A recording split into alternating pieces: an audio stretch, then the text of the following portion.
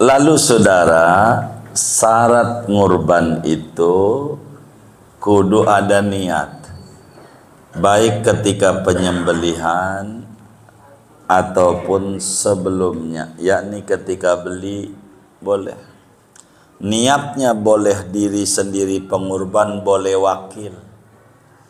Kalau udah niat, maka yang motong nggak perlu pakai niat lagi, tinggal potong Bismillah, ya Allahu Akbar, Bismillah aja. Jadi nggak pakai niat. Uang udah kalau niatnya udah mah, yang ngorbannya udah.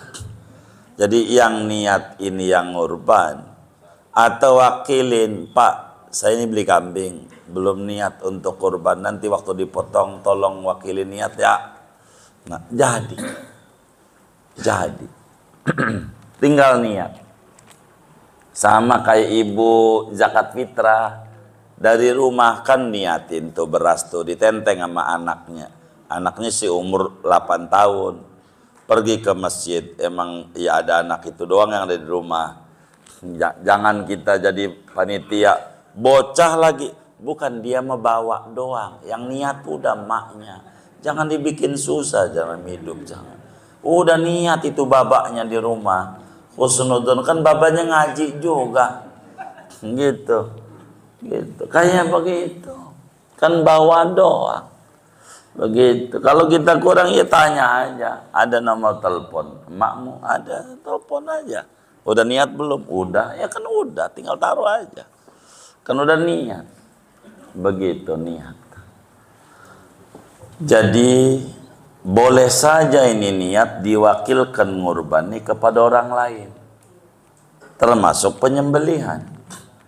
Kenapa disyaratkan kudu niat? Ya kata Nabi, innamal a'malu binniyat.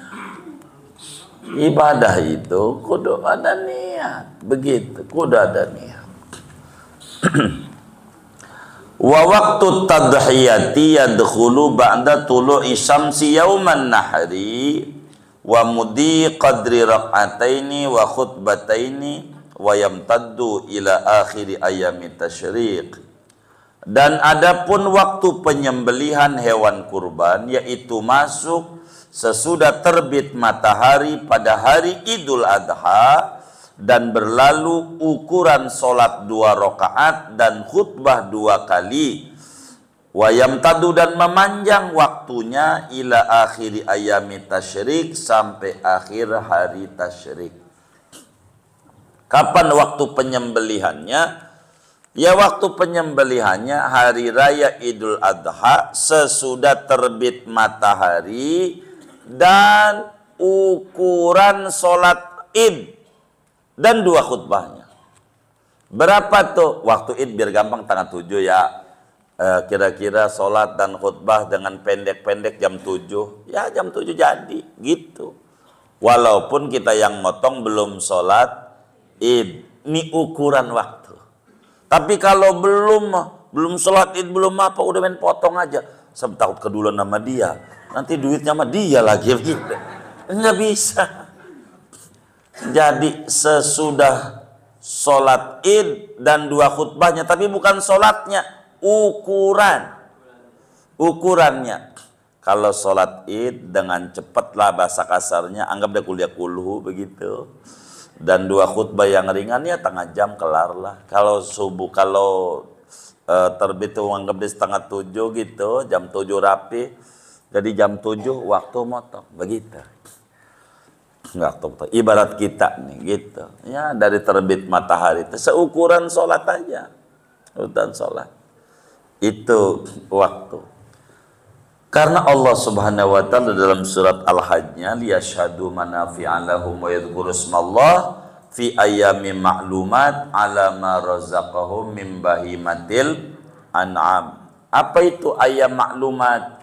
Dalam tafsirnya hari Id dan hari tasyrik. Jadi waktu motong tuh 4 hari lah, mau siang mau malam.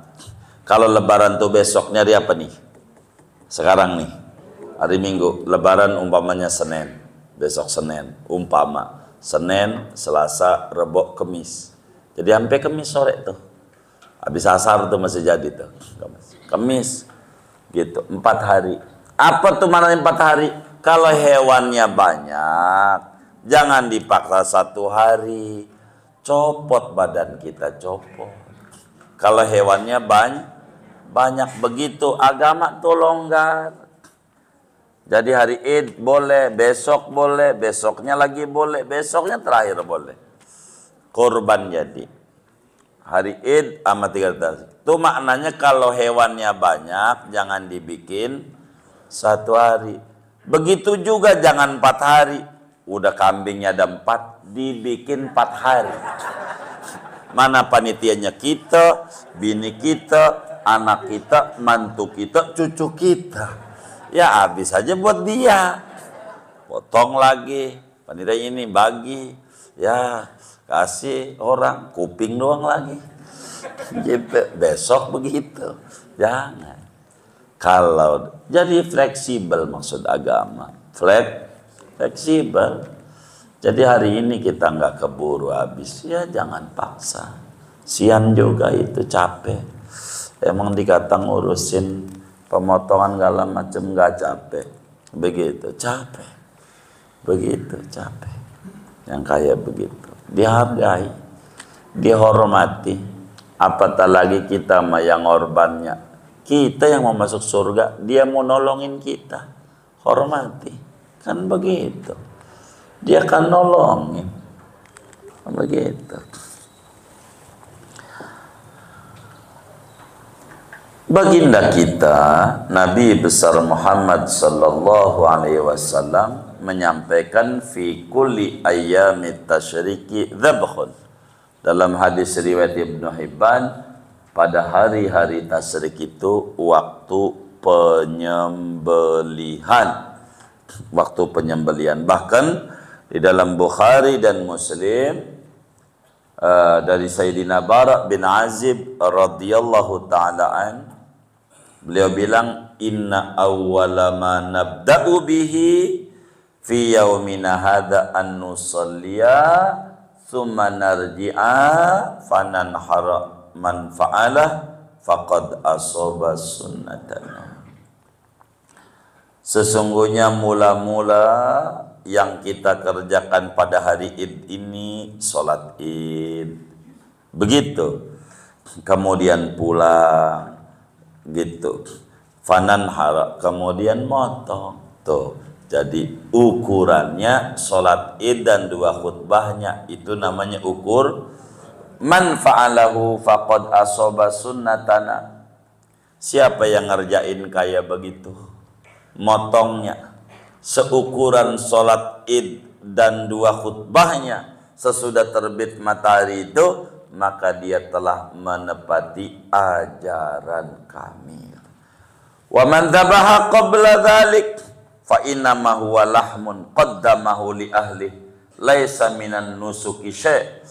Siapa orang yang menyembelih sebelum sholat Id ukurannya, maka itu sedekah daging yang dia berikan kepada keluarga, tidak ada nilai kurban. Sama, kalau kita motong kambing yang gak cukup umur, sedekah daging yang diberikan nama orang, tidak ada nilai ibadah kurban. Maka kitalah harus rapi di dalam kita ngurban ini.